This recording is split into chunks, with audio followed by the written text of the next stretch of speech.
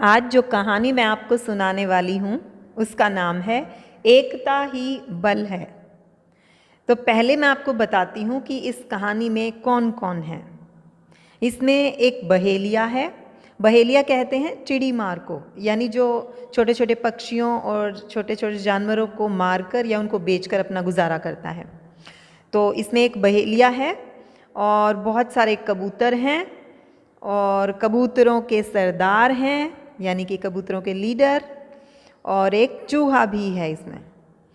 तो अब शुरू करते हैं कहानी। एक बार कबूतरों का एक झुंड खाने की तलाश में बड़ी दूर उड़ता चला गया। मीलों उड़ने के बाद भी उन्हें कहीं अन्न का दाना नजर नहीं आया। यूं ही भूखे प्यासे वे एक घने जंगल के ऊपर से गुजर रहे थे। एक नन्हा कबूतर बहुत थक गया था। उसने झुंड के सरदार से विनय की, महाराज, हम कहीं थोड़ी देर के लिए सुस्ता लें। कबूतरों के सरदार ने कहा, बेटा घबराओ नहीं, हिम्मत से काम लो, हमें कुछ न कुछ खाने को अवश्य मिलेगा। सरदार की बात सुनकर वह नन्हा कबूतर चुपचाप उड़ने लगा।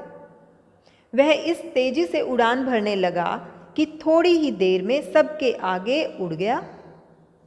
एकाएक वह मुड़कर जोर से बोला, भाइयों जल्दी करो जल्दी, देखो नीचे कितना सारा खाना मौजूद है। कबूतरों ने नीचे देखा कि एक बरगद के तले चावलों के सफेद दाने बिखरे पड़े हैं। कबूतरों के सरदार ने कहा, आओ साथियों, आओ छक कर भोजन किया जाए।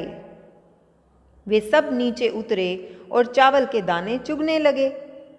तभी अचानक उनके ऊपर एक जाल गिरा और सारा झुंड उस भारी जाल में फंस गया। अब क्या होगा? सबने चिल्लाकर कहा, हम सब तो जाल में फंस गए हैं।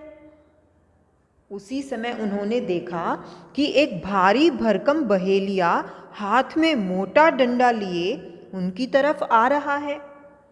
कबूतरों के सरदार ने कहा, बहेलिये के आने से पहले हमें तुरंत कुछ करना चाहिए। सब कबूतर जाल से छूटने की कोशिश करने लगे। हम अपने को कैसे छुड़ाएं? बताइए, हम सब क्या करें? सरदार ने कहा, भाइयों, मुझे एक उपाय सूझा है। आओ हम सब मिलकर जोर लगाएं और जाल लेकर उड़ चलें।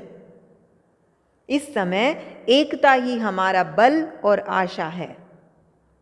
यह सुनकर सब कबूतरों ने अपनी चोंच से जाल के एक एक हिस्से को पकड़ा और एक साथ जोर लगाकर उड़ चले। ठीक उसी समय बहेलिया भी वहां आ पहुंचा और यूं जाल को हवा में उड़ता देख चकरा गया। अपनी आज़ादी के लिए कबूतरों में इस एकता को देखकर वह चकित रह गया। फिर भी वह इस आशा से उनके पीछे भागा कि शायद कुछ देर में वह भारी जाल कबूतरों के साथ नीचे गिर पड़े। कबूतरों ने बहेलिये को पीछा करते देखा। वे पहाड़ियों और घाटियों के ऊपर से उड़ने लगे।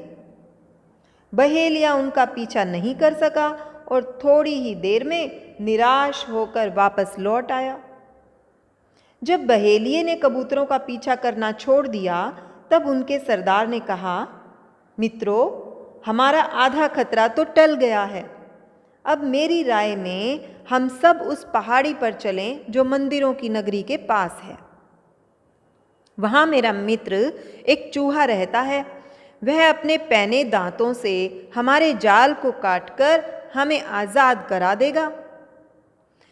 इस पर सब कबूतर खुश होकर, हाँ चलो हम सब वहीं चलें, का शोर मचाते हुए फिर उड़े और कुछ ही देर में जहां वह चूहा रहता था उस स्थान पर जा पहुंचे। जब कबूतरों का पूरा झुंड चूहे के बिल के पास उतरा तो उनके पंखों की फड़फड़ाहट सुनकर चूहा डर गया और अपने बिल में जा छिपा। कबूतरों के सरदार ने उसे बड़े प्यार से पुकार कर कहा, कि हम तुम्हारे पास सहायता के लिए आए हैं। सरदार की आवाज़ सुनकर चूहे ने बिल से झांका और अपने मित्र को देखकर बड़ा प्रसन्न हुआ। कबूतरों के सरदार ने कहा, भाई, हम एक बहेलिए के जाल में फंस गए, लेकिन जब हमने उसे आते देखा तो हम जाल समेत उड़ भागे। अब तुम कृपा कर हमें इस जाल से छुड़ाओ। अभी लो, चूहे ने कहा, मैं अभी सबके बंधन काटे देता हूँ। ऐसा कहकर वह सबसे पहले कबूतरों के सरदार के बंधन काटने लगा। सरदार ने कहा, नहीं मित्र, नहीं, तुम पहले मेरे साथियों को स्वतंत्र करो। नन्हा चूहा था बुद्धिमान। वह झुंड के प्रति सरदार की भावनाओं को अच्छी तरह समझता था। उसने थोड़ी ही देर में एक एक कर सब कबूतरों के बंधन काट डाले और फिर अंत में सरदार को भी स्वतंत्र कर दिया। कबूतरों ने अपने प्राण बचाने वाले नन्हे चूहे को बहुत बहुत धन्यवाद दिया। इसके बाद सब कबूतर नीले आसमान में फिर से उड़ गए। तो बच्चों, कहानी यहाँ खत्म होती है। अब हमें ये बात करनी है कि इस कहानी से हमने क्या सीखा। जो एकता ही बल है कहानी है, इससे हमें शिक्षा मिलती है कि काम चाहे कितना ही मुश्किल या असंभव क्यों ना नजर आए, पर अगर हम सब मिलकर एकता में रहकर बुद्धि का प्रयोग कर उस समस्या को सुलझाने का प्रयत्न करें तो वो समस्या हल हो ही जाती है।